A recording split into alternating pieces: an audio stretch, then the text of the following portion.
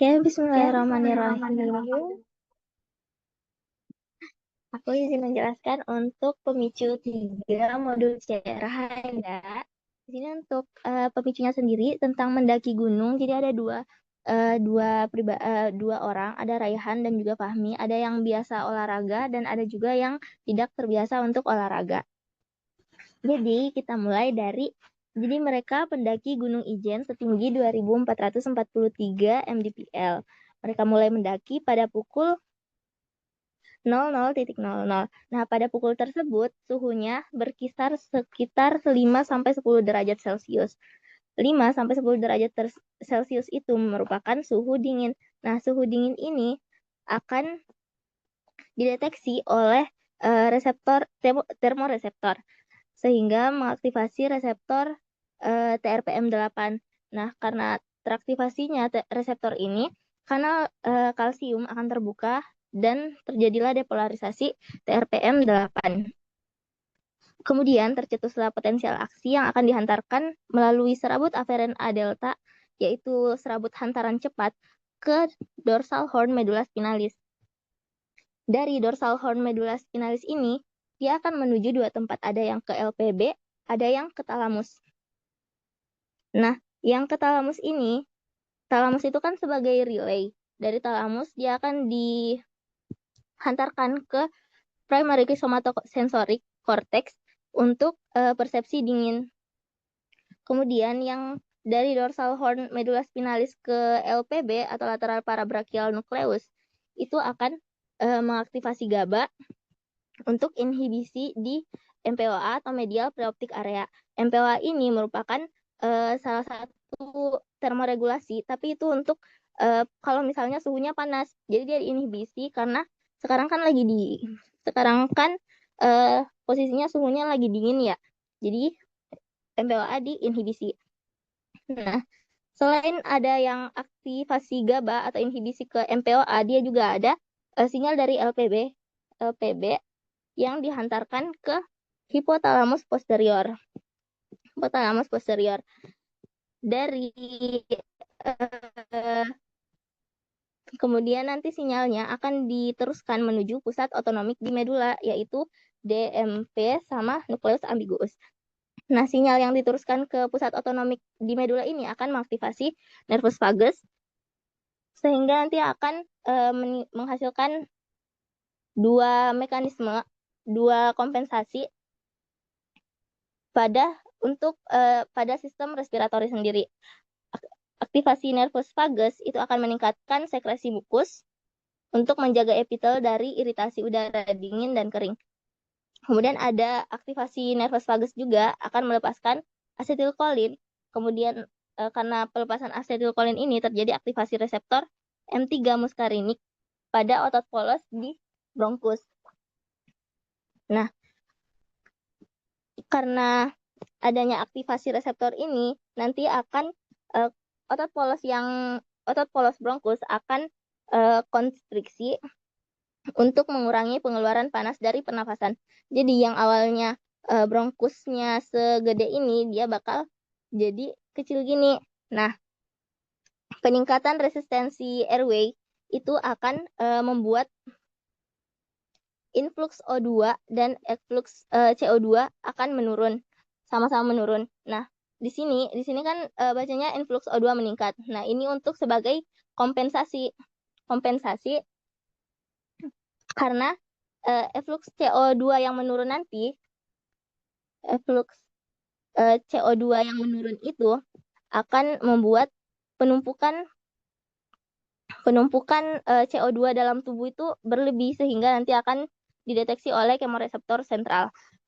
Kemudian nanti ada hiperventilasi itu untuk kompensasinya juga. Nanti akan dibahas di sini. Nah, kita mulai dari Raihan dulu. Nah, Raihan 18 tahun, dia tidak biasa olahraga sehingga tidak ada adaptasi yang terbentuk pada jantung dan paru-parunya. Sehingga saat mendaki tekanan parsial oksigen dalam darah menurun dan tekanan parsial karbon dioksida dalam darah itu meningkat. Jadi mereka berlawanan. Kemudian terjadilah hipoksia. Hipoksia ini menyebabkan hiperapnea dan juga peningkatan sekresi katekolamin dari medula adrenal. Peningkatan sekresi katekolamin dari medula adrenal ini akan meningkatkan detak jantung. Sedangkan yang hipoksia menyebabkan hiperapnea juga, itu hiperapnea itu yaitu peningkatan ventilasi paru untuk memenuhi kebutuhan metabolik yang meningkat. Kemudian di sini tekanan parsial karbon dioksida dalam darah meningkat. Nanti karbon dioksidanya akan berikatan dengan H2O atau air menjadi asam bikarbonat dibantu dengan enzim karbonat anhidrase. Nah, H+ ini dapat menembus blood-brain barrier karena tekanan parsial karbon dioksida tinggi dalam darah itu menyebabkan kadar H+ juga akan semakin tinggi di cairan cerebrospinal. Nah, kadar H+ yang tinggi ini akan merangsang kemoreseptor sentral. Nanti kemoreseptor sentral akan mengirimkan sinyal pada pons, yaitu pada pusat apnestik dan pusat pneumotaksik. Pusat apnestik ini akan mendorong neuron inspiratorik, sedangkan pusat pneumotaksik akan menghambat neuron inspiratorik. Kemudian di sini ada kompleks Prabot-Zinger, itu untuk pengaturan ritme pernafasan. Dia akan mengirimkan impuls ke neuron inspiratorik untuk pengaturan ritmenya. Tapi kompleks Prabot-Zinger ini bisa dimodulasi oleh pusat apnestik sama pusat pneumotaksik. Kayak misalnya nafasnya ingin lebih pendek, kayak inspirasinya lebih pendek, berarti pusat pneumotaksiknya itu yang lebih dominan. Kayak gitu misalnya. Kemudian nanti neuron inspiratorik itu di RG. Nah, untuk tekanan parsial oksigennya itu tekanan parsial oksigen dalam darah itu menurun. Karena tekanan parsial oksigen menurun, itu akan merangsang kemoreseptor perifer yang terletak di badan karotis sama di badan aorta. Nah, di badan karotis ini itu aferennya nervus glossofaring. Kalau di badan aorta itu nervus vagus. Nanti karena penurunan tekanan oksigen itu akan merangsang pusat respiratori pada medula oblongata, yaitu di RG. Nah, di RG ini kan berfungsi sebagai pusat respirasi normal. Tapi karena terjadi penurunan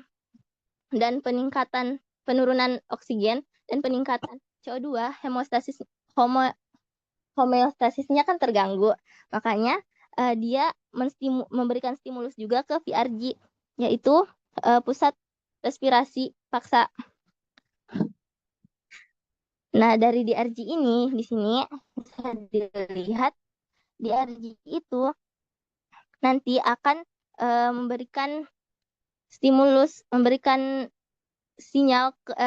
sinyal ke nervus phrenicus sama nervus intercostalis di segmen C3 sampai C5.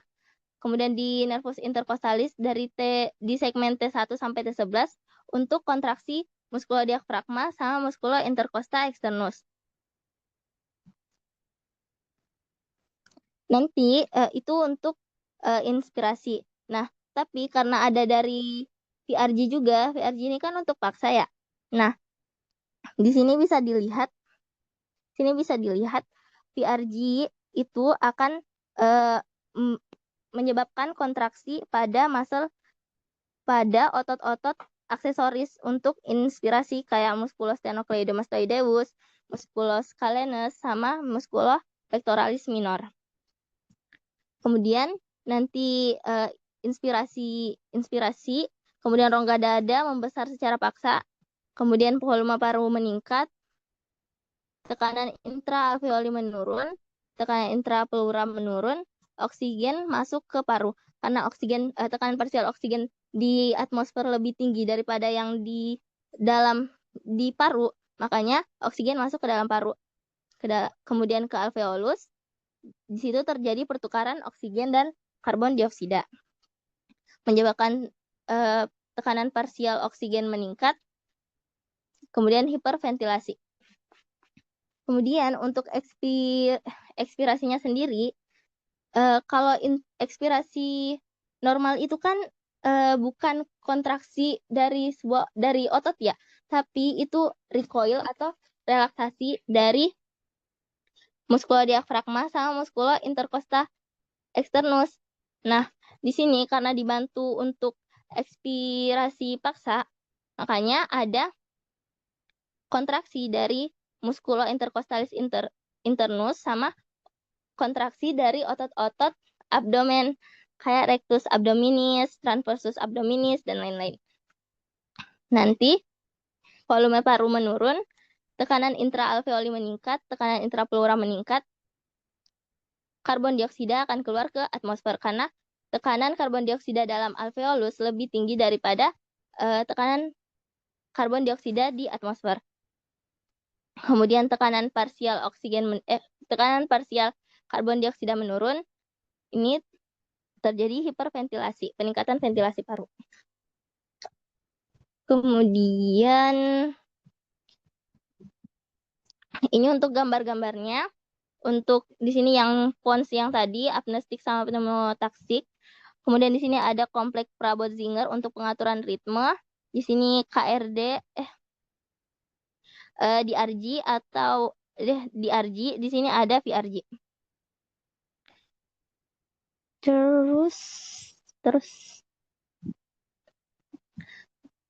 Terus kita lanjut ke Fahmi. Fahmi 19 tahun. Ini rajin olahraga. Biasa olahraga, yaitu naik gunung, panjat tebing, dan juga lari pagi 1 jam 3 kali seminggu. Karena dia rajin berolahraga, terjadi pembentukan adaptasi terhadap kekuatan otot dan juga kapasitas parunya. Untuk kekuatan otot sendiri, ada peningkatan rekrutmen otot motorik, hipertrofi serat otot, peningkatan metabolisme, dan juga peningkatan suplai darah. Hal itu akan menyebabkan peningkatan terhadap ketahanan dan kekuatan ototnya. Kemudian pembentukan adaptasi lainnya yaitu pada peningkatan kapasitas parunya. Peningkatan kapasitas paru akan menyebabkan peningkatan suplai oksigen, peningkatan pada suplai oksigennya. Kemudian di sini ada disebutkan juga pembentukan adaptasi terhadap hipoksia. Di sini karena dia terkena hipoksia, mungkin dari naik gunung ya, naik gunung hipoksia. Di sini akan menyebabkan kegagalan hidroksilasi. Namun kegagalan hidroksilasi ini akan terjadi pada orang yang teraklimatisasi, atau orang yang tinggal lama di ketinggian itu minimal 5 hari. Minimal 5 hari. Jadi kalau misalnya untuk Fahmi sendiri itu dia belum termasuk orang yang teraklimatisasi karena dia cuma naik turun gunung biasa gitu. Bukan tinggal di ketinggian. Nah, untuk aklimatisasi sendiri dari hipoksia, jadi hipoksia menyebabkan kegagalan hidroksilasi. Jadi HIF1 alfa itu awalnya akan berikatan dengan protein lain yaitu VHL dibantu dengan enzim prolyl hidroksilase. Nah, ketika berikatan dengan protein ini dia akan didegradasi. Tapi karena hipoksia itu kan terjadi kegagalan hidroksilasi, makanya HIF1 alfanya tetap stabil. Nah, HIF1 alfa tetap stabil, maka tidak akan terjadi degradasi kan. Nah, HIF1 alfa ini nanti akan berikatan dengan HIF1 beta membentuk kompleks HIF1. Kemudian nanti kompleks HIF1 ini akan berpindah ke nukleus untuk meningkatkan ekspresi gen eritropoietin di ginjal, yaitu di kapiler peritubular. Kemudian nanti peningkatan eritropoietin, nanti eritropoietin dengan megakaryosit eritroid progenitor akan membentuk eritrosit progenitor. Dari eritrosit progenitor nanti akan membentuk early erythroblast atau basophilic erythroblast.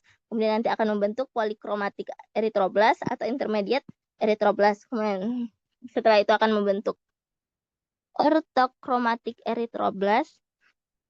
Lalu terbentuklah retikulosit setelah pembuangan nukleusnya. Nah, retikulosit menjadi eritrosit itu butuh pematangan 3-5 hari untuk menjadi eritrosit. Kemudian, nah di sini Fahmi dan Raihan sembari dia naik gunung sembari mengobrol. Nah, mereka kan bernafas menghirup oksigen melalui cavum canalis. Di sini, ini masuk anatominya. Jadi dia melalui cavum nasalis dia masuk.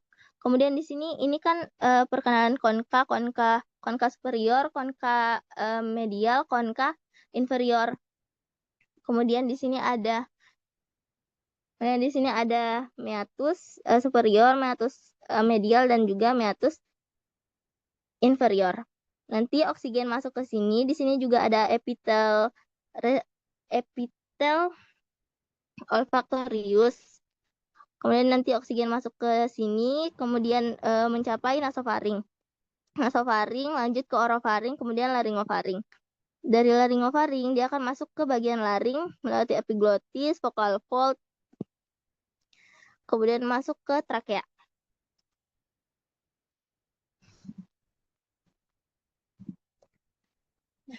Nah, dari trakea selanjutnya dia ke area bronkus. Nah ya bronkus. Ini ke bronkus primer, kemudian ke bronkus sekunder, kanan dan kiri. Kalau kanan, bronkus sekundernya itu ada 3 atau bronkus lobaris. Jadi lobusnya kan ada 3. Kalau di sebelah kanan yang dextra itu ada 3, ada superior, medial, sama inferior. Kalau misalnya di kiri, sekundernya kan bercabang jadi 2. Ada superior sama inferior doang. Kemudian dari bronkus sekunder ini nanti akan bercabang lagi menjadi bronkus tersier atau bronkus segmentalis. Nah, setelah itu akan bercabang menjadi bronchiolus terminalis, lalu menjadi bronchiolus respiratorik. Kemudian ke ductus alveolar, alveoli, dan sakus alveolar. Nah, di alveolus itu ada sel pneumosit 1 dan juga sel pneumosit 2. Sel pneumosit 1 itu bentuknya itu selapis gepeng yang ini. Itu untuk pertukaran gas. Kemudian yang sel pneumosit 2 itu bentuknya kuboid. Kayak gini, itu untuk sekresi surfaktan. Kemudian dari alveolus dia akan ke kapiler paru untuk melakukan pertukaran oksigen dan karbon dioksida.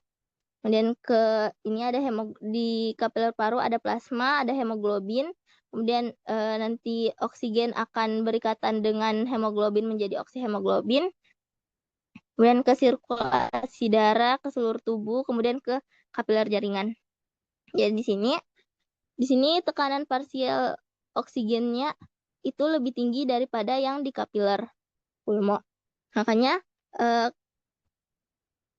oksigen berdifusi ke dalam kapiler, kemudian mengalir ke seluruh tubuh dengan bantuan pompa dari jantung.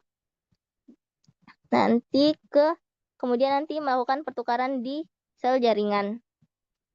Karena tekanan parsial oksigen di kapiler jaringan ini lebih tinggi daripada dalam sel jaringan, makanya dia berdifusi ke dalam sel jaringan. Kemudian di sini kan oksigen akan bereaksi dengan atau berikatan dengan makanan untuk membentuk karbon dioksida, H2O, dan juga ATP. Nanti ini food di sini itu yaitu makronutrien.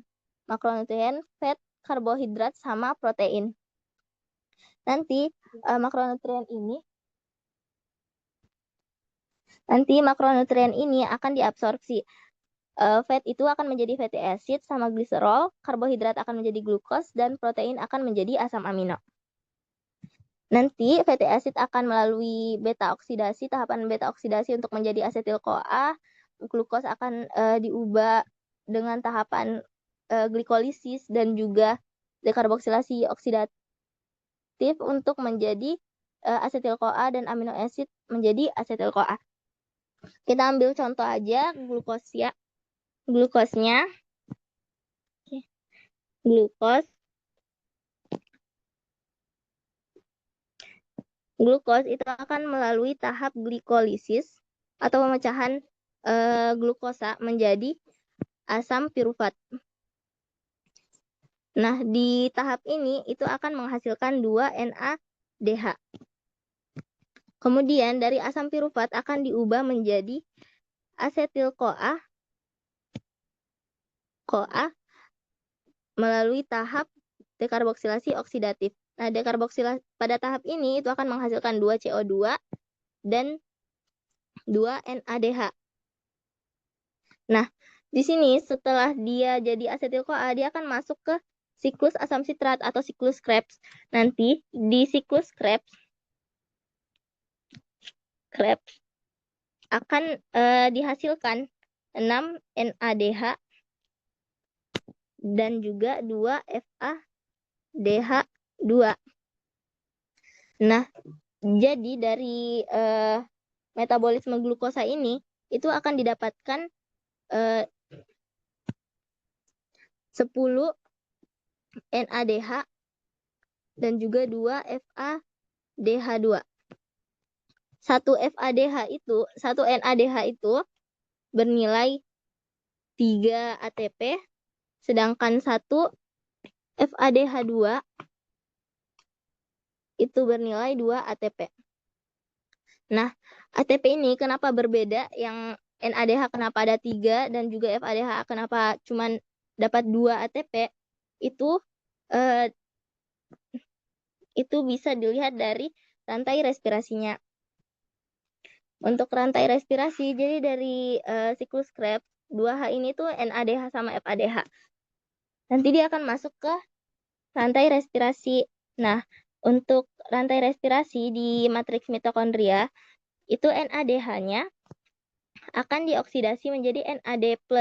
Nah, elektronnya ini nanti akan disalurkan ke koenzim Q. Saat dia lewat di kompleks 1, akan teraktivasi pompa H+-nya. Jadi H+ berpindah menuju ruang intramembran. Kemudian dari kompleks 2 ini susinet itu sama dengan FAD, fumarat itu sama dengan FADH2. Jadi fumarat ini, FADH2 ini nanti akan disalurkan lewat kompleks 2 ke koenzim Q juga. Nah, tapi di kompleks 2 ini tidak, saat dia disalurkan tidak ada aktivasi dari pompa H+. Ini juga yang menyebabkan ATP yang didapat dari FADH itu cuma 2. Nah, dari koenzim Q dia akan disalurkan lagi ke kompleks 3, kemudian ke sitokrom C. Kompleks 3, ketika elektronnya lewat di kompleks 3, dia akan mengaktifkan pompa H+ lagi. Nah, dari sitokrom C, dia akan dikembalikan lagi ke dalam matriks mitokondrial lewat kompleks 4. Nah, lewat kompleks 4 ada pengaktifan pada pompa H+ juga. Nanti di sini elektronnya akan bereaksi dengan 1/2 O2 dan juga 2H+ untuk menjadi H2O. Kemudian H+ yang ada di sini itu kan konsentrasinya makin banyak ya yang ada di ruang intermembran. Nanti akan dimasukkan kembali ke sini lewat ini ATP sintase. ATP sintase. Nanti dia akan lewat FO0 ini, kemudian akan ada rotasi di F1 ini. Kemudian nanti akan bereaksi ADP plus ditambah dengan fosfat inorganik menjadi ATP. Oke, di sinilah didapat NADH, ATP dari NADH sama FADH-nya. Itu aja. Kemudian untuk embriologinya sendiri, di sini pada awal minggu keempat itu ada pembentukan tracheoesophageal ridge, yaitu saluran trakea dan esophagus dipisahkan oleh tracheoesophageal septum yang ini. Kemudian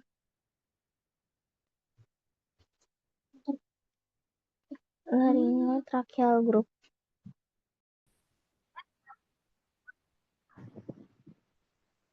Nah, di awal minggu keempat juga akan terjadi pembentukan laryngotracheal group, yaitu membentuk tracheal bud dan juga membentuk bronchial bud. Nah, pada awal minggu kelima itu juga terjadi pembentukan trachea bifurcates sama bronchus primer. Trachea bifurcates itu yang ini cabangannya, cabangan bronchusnya. Nah, pada minggu ke-6 sampai dengan minggu ke-16 itu terjadi perkembangan mesoderm silahni yang akan menjadi flora visceral dan juga flora parietal. Nah, pada minggu ke-16 sampai dengan minggu ke-16 ini itu merupakan periode pseudoglandula. Pseudoglandula ini akan membentuk bronkus sekunder atau bronkus lobaris. Kemudian di periode kanalikular itu dari minggu ke-16 sampai minggu ke-26 itu akan cabangan dari bronkus tersier menjadi bronchiolus terminalis dan juga bronchiolus respiratori. Kemudian pada minggu ke-26 sampai lahir itu adalah periode sakular, itu untuk perkembangan alveolus.